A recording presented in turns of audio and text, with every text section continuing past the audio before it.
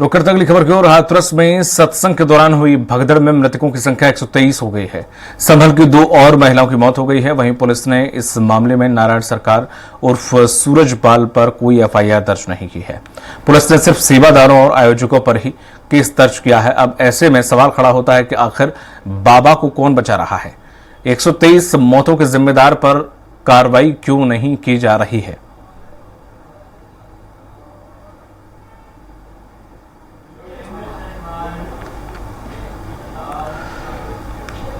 हाथरस हादसे के बाद नारायण सरकार हरि ने सुप्रीम कोर्ट के वकील एपी सिंह को अपना वकील बनाया है, जिसके बाद वकील एपी सिंह ने नारायण सरकार हरि की ओर से बयान जारी किया है, जिसमें नारायण हरि ने सत्संग में मारे गए लोगों के लिए दुख जताया है और घायलों के लिए प्रार्थना और इलाज का प्रबंध करने का भी दावा किया है। साथ ही पुलिस से निष्पक्ष जांच की मांग की है।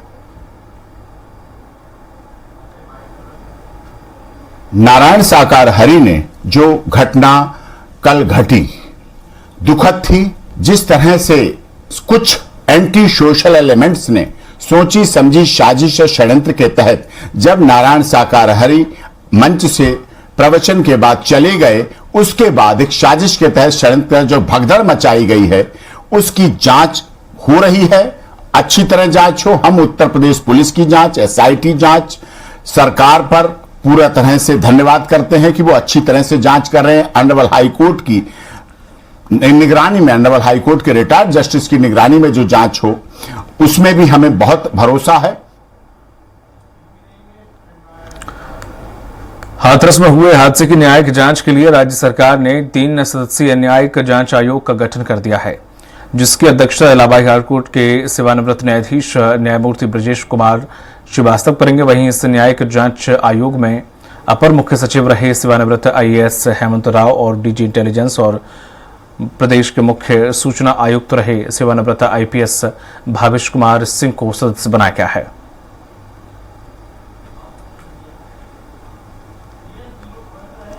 और अधिक जानकारी जो निकल कर आ रही है उसमें ये आ रही है कि अब इस पूरे मामले पर सरकार शिकंजा कस रही है, लेकिन अभी तक जो बाबा है उस पर कोई भी एफआईआर दर्ज नहीं की गई है।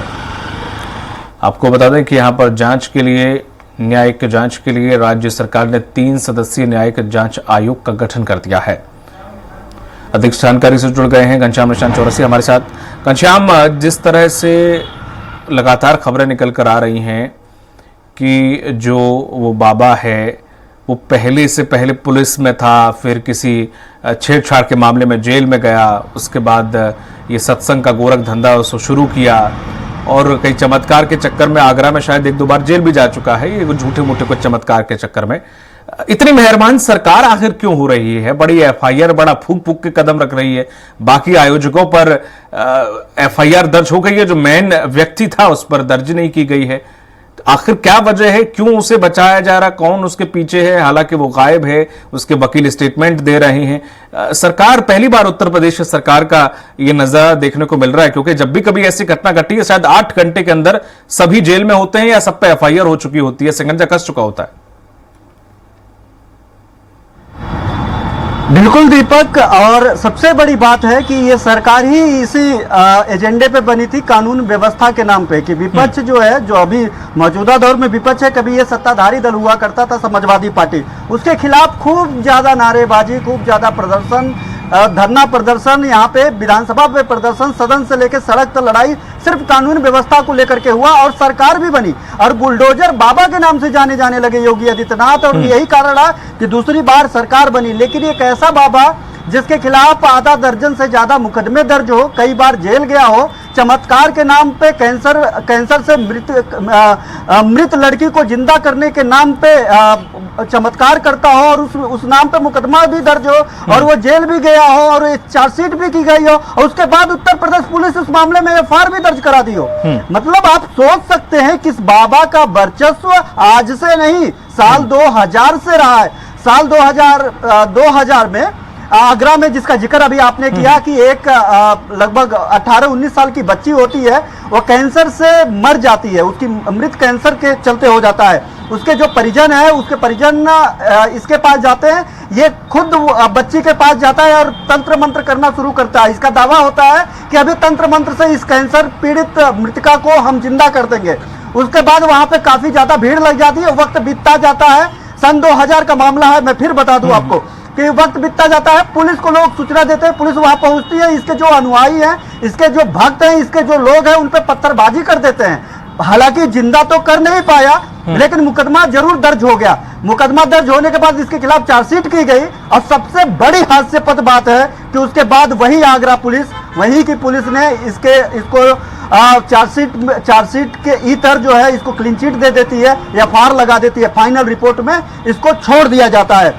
अगर उस वक्त, जिस वक्त ये चमत्कार के नाम पे लोगों की जान ले रहा था, जिस वक्त यौन शोषण के मामले में जेल जा रहा था, अगर उस वक्त सही ढंग से कार्रवाई की गई होती उत्तर प्रदेश, राजस्थान, मध्य प्रदेश, कानपुर जैसे मैनपुरी जैसे सरीखे शहरों में, तो आज ये नौबत नहीं आती कि आज 123 लोगों की मौत हो गई। 121 लोगों की मौत कल तक हुई थी, 2 अन्य लोगों की भी और मौत हो गई है, जिसमें सबसे ज्यादा महिलाएं हैं।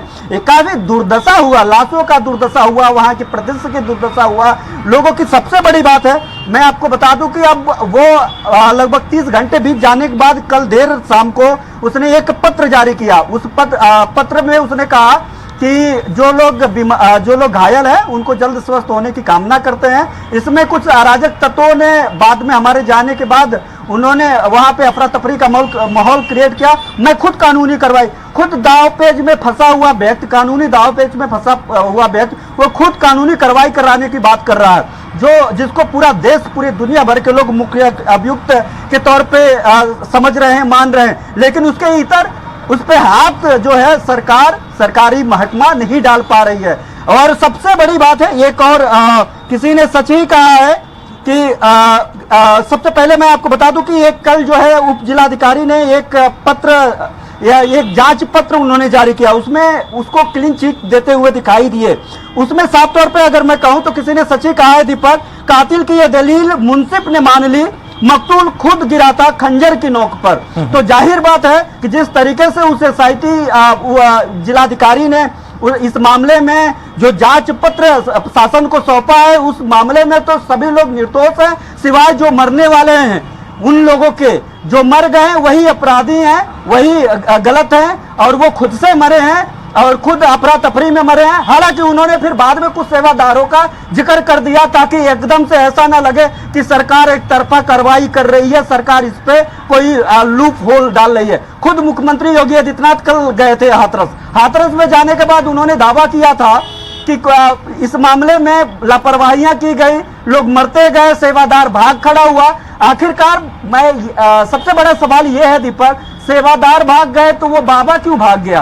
बाबा अगर सेवादार भाग गए वहां पे मरते हुए देख करके और उनपे मुकदमा हो गया तो बाबा भी तो भाग गया था, बाबा के ऊपर मुकदमा क्यों नहीं दर्ज हुआ? ये मुख्यमंत्री योगी आदित्यनाथ भी नहीं बता पा रहे हैं। एक कानून व्यवस्था के नाम पे सबसे ज्यादा अगर डींगे कहीं हाकी जाती है तो वो ये उत्तर प्रदेश में लाख सही किए हों, अभी तक लाख कार्रवाई किए हों अपराधियों के खिलाफ, लाख दोबारा आए हुए हों। लेकिन अगर इस तरीके से 130 लोगों की मौत हो जाती है और उसमें जो आयोजक होता है, जो बाबा होता है, जो दर्जनों बार कई बार ऐसे मामलों में जो है उसकी संलिप्तता पाई जाती है, उसको घनश्याम ये छोड़ देना। घनश्याम, ये बाबा क्या सत्संग में करता था जो कि इतनी लोगों की भीड़ जमा हो जाती थी? कौन से ऐसे चमत्कार दिखाता था? बड़ी विडंबना है हमारे देश में, कोई बाबा टीवी पर फूंक मार के किसी का दुख दर्द दूर कर रहा है, तो कोई लिख के चिट्ठी दूर कर रहा है, तमाम सारे चल रहे हैं हिसाब किताब, लेकिन सरकार पे इस पे कोई नजर नहीं है। और कई तो ऐसे हैं कथा भागवत में जिसमें 50,000 लोग पहुंच जाते हैं। एक छोटा सा मेला लगता है, उसमें 10 प्रकार की एनओसी लेती है, जहां 10 लोगों को रोजगार मिल रहा है, वहां पर 10 प्रकार की एनओसी लेने के बाद शायद 5 या 10 दिन का मेला लगता है, जहां मुश्किल से 100 लोग या 200 लोग रोज पहुंचते हैं। यहां पे 50,000 की भीड़ पहुंचती है। क्या इन लोगों को किसी फायर ब्रिगेड से या इलेक्ट्रिशियन पुलिस से कि इतनी भीड़ जुटाई जा रही है, उन्हें एनओसी चाहिए, पुलिस व्यवस्था चाहिए? इसमें तो पूरा हाथरस पुलिस भी कहीं ना कहीं इन पर सब पे एफआईआर होनी चाहिए। ये पुलिस वाले कहां थे? क्या 50,000 लोगों या 20,000 लोगों का हुजूम उमड़ पड़ा और ये लोग कहां थे सब? देखिए, आप और हम लाख इन सब बातों पे सवाल करते रहे, लेकिन सरकार मानते है उनकी गलती नहीं है।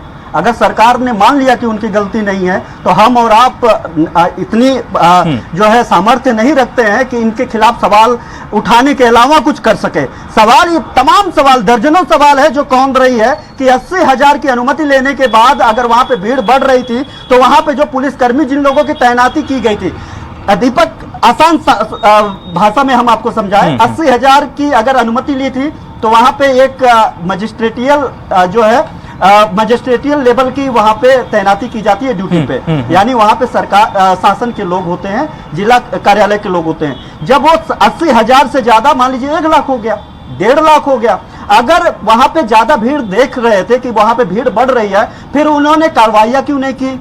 जिला स्तर पे, शासन स्तर पे इसको नोटिस क्यों नहीं किया कि आप यहाँ पे भीड़ बढ़ रही है, यहाँ पे अनियंत्रित हो सकता है माहौल, यहाँ पे अनहोनी हो सकती है? आपने उसे होने क्यों दिया? अगर वो लगातार हो रहा था तो बाबा अगर उसके बावजूद वहां पे प्रवचन दे रहा था, खुद को हरि बता रहा था, खुद को भगवान बता रहा था कि रोते हुए आप आएंगे, हंसते हुए जाएंगे, और अब जो पीड़ित हैं, जिनके घर पे, जिनके नौनिहाल मर गए, जिनके घर की दीपक बुझ गया, वो लोग कह रहे हम तो हंसते हुए थे, बाबा के चरणों में आए थे, रोते हुए आए हैं और खोते हुए आए हैं। तो सबसे बड़ी बात है कि वो खुद को स्वयंभू भगवान मानने वाला जब वहां पे भाषण दे रहा था, तो ये अधिकारी जिनकी वहां पे ड्यूटी लगाई गई थी, भीड़ बढ़ने के बाद उन लोगों ने वहां पे कार्रवाइयां क्यों नहीं की? वहां पे रोका क्यों नहीं? वहां पे व्यवस्था क्यों नहीं बढ़ाया? ठीक है, वहां पे आप धार्मिकता का माहौल था, धर्म के इतर आप नहीं जा सकते थे, आपने फिर व्यवस्था क्यों नहीं बढ़ाई? क्यों आपने पुलिस फोर्स, मरने के बाद लाशों को ढोने के लिए 4 जिलों से आप पुलिस फोर्स बुलाएंगे, लाशों को ढोने के लिए आपके पास फोर्स है, वहां पे जिंदा रखने के लिए, व्यवस्था करने के लिए आपके पास फोर्स नहीं है, ना आपके पास ये जिम्मेदारी है कि आप वहां पे खड़ा होकर के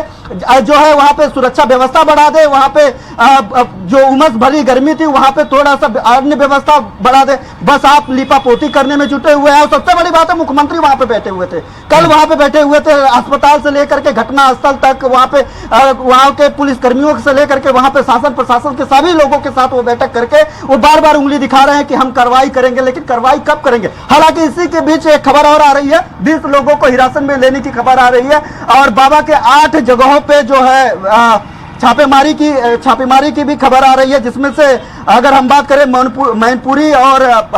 मैनपुरी, कानपुर और हाथरस समेत जो है 8 जिलों पे, ग्वालियर भी, ग्वालियर में भी इसमें छापेमारी की गई है इसके दबिश मामले। तो अब देखने वाली बात है कि किन पे कितना कुछ कार्रवाई की जा रही है, किस तरीके से इस पे लीपापोती होने से रोका जा रहा है, बाबा को क्यों बचाया जा रहा है, आखिर क्या कारण है? ये कारण और भी सोशल मीडिया पर बड़ा तेजी से अपने दर्शकों को बताना चाहते हैं। ये लोग कह रहे हैं कि बाबा दलित है इसलिए विरोध हो रहा है, बाबा दलित है इसलिए उसे छोड़ा जा रहा है। दोनों तरीके के लोग जो है जवाब सवाल कर रहे हैं, लेकिन सरकार के कान पे जू बिल्कुल नहीं जो है रेंग रही है कि आखिरकार बाबा इतने मामलों में जो वांछित है, इतने मामलों में जिनके खिलाफ मुकदमे दर्ज है, वो मुर्दा लोगों को जिंदा करने का मुकदमे दर्ज है, जिसमें एक और सबसे बड़ी बात है, एक और बात मैं आपको अपने दर्शकों को बता दूं आपके जरिए कि यहाँ पे राजस्थान में हर्षवर्धन पेपर लीक माफिया हुआ करता था, आज भी है, वो जेल लगभग 1 दर्जन से ज्यादा जेल गया, हर 4 महीने पे वहां पे ये जो है अस्थायी अपना डेरा बना हुआ था, वहां पे ये जो है अपना सत्संग लगाता था। और सबसे बड़ी बात है कि 2024 में ही इसी साल फरवरी माह में एसओजी का छापा पड़ा JEE-NAC के मामले में, एक पेपर लीक के मामले में, और उस छापे के बाद बाबा भी गायब हो गया। ठीक है घनश्याम, चूंकि समय समाप्त हो गया है, इसलिए तमाम जानकारी साझा करने के लिए बहुत बहुत शुक्रिया आपका घनश्याम। तो जिस तरह से देखा जाए, अब ये बाबा जेल के अंदर होता है या नहीं होता है, या फिर सीएम योगी आदित्यनाथ जो कि 122 और 123 लोगों का जो आंकड़ा मरने वालों का सामने निकल आ रहा है, उन्हें न्याय मिल पाता है या नहीं, योगी सरकार उन्हें न्याय दिला पाती है या नहीं, या सिर्फ सेवादारों को जेल में डालकर सिर्फ इस पूरे मामले को ठंडे बस्ते में डाल दिया जाता है, ये देखने वाली बात होगी। मुझे दीजिए इजाजत, नमस्कार।